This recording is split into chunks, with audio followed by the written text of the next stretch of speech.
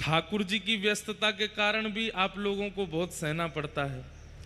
हम जैसे टूटी फूटी वाणी में सेवा करने वाले वक्ताओं की भी खूब आपको सहनी पड़ती है, लेकिन आप लोग सब सहते हैं।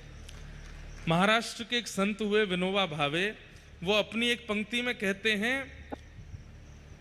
सहते संस्कृत शब्द है और सहते शब्द के दो अर्थ होते हैं, एक होता है सहना और एक होता है जीतना। कोई जीतता है तो उसको भी सहते शब्द कहा जाएगा, और कोई सह रहा है उसको भी सहते। तब विनोबा भावे जी उसको एक कड़ी में जोड़ के कहते हैं, जिसने सहा है वही जीता है, और जो सहेगा वही जीतेगा। जिसने कभी सहा नहीं, अपनी लाइफ में कभी कोई अपॉर्चुनिटी बहुत मेहनत करके प्राप्त नहीं की है, निश्चित है कि उसको मिलने वाली जो